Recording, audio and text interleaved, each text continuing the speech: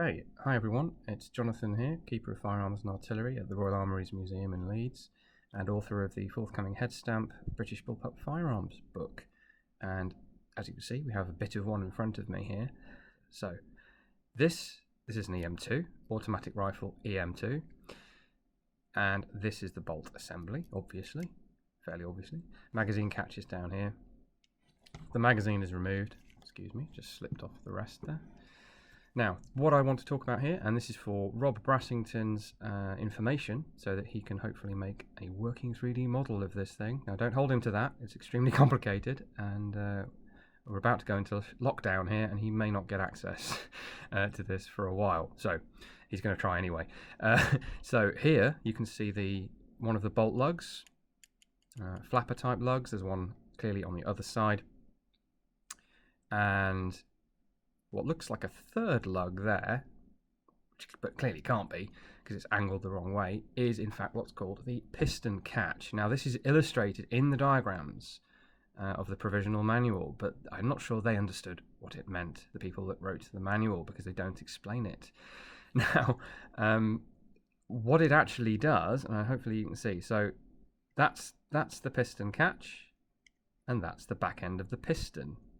The piston, or op rod if you like, runs the full length of the gun forwards to the cocking handle and the gas plug at the far end, and it runs as far back there as this spigot, if I can call it that interfaces with the bolt assembly, and it actually goes through into the firing pin sleeve, which is how the thing actually cocks.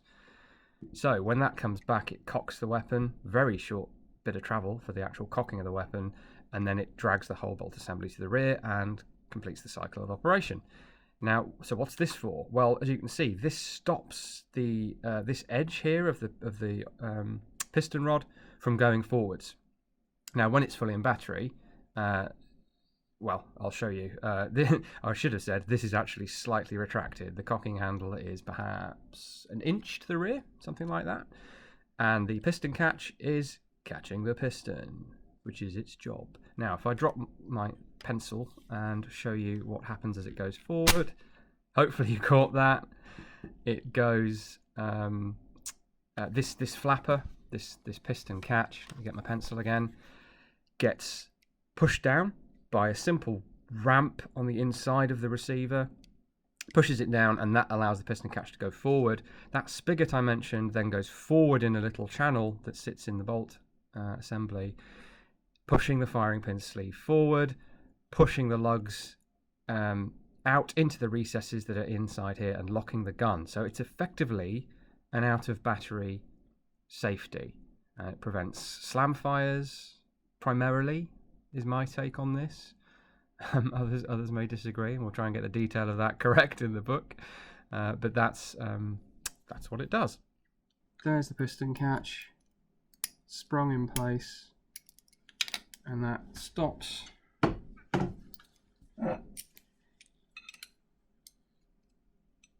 that piston from going too far forwards, pushing the firing pin sleeve and the firing pin forward, and pushing the locking lugs out. So like an out of battery safety. And what actuates that are these ramps in here.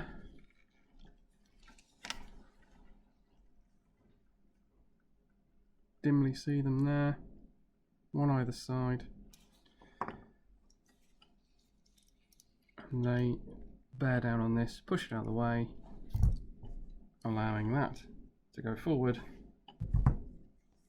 pushing the firing pin sleeve forward and the firing pin forward, although still cocked of course, and popping out the locking lugs into the recesses, and the gun is ready to fire.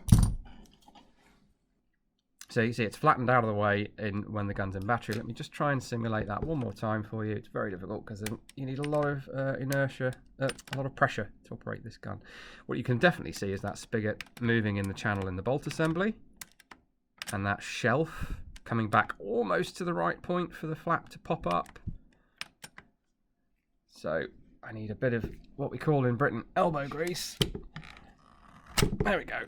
To overcome the various springs and catches in there, and that will now pop up on the rearward stroke, and then on the way forward, it gets pushed down by that ramp. See it getting pushed down, pushed down, pushed down, and then the gun is fully in battery and locked and safe to fire. That is the automatic rifle EM2 piston catch. Also features in the later variants, including the X1E1 and the X2E1. I hope that's of interest, and I hope that helps Rob nail his animation. Thank you.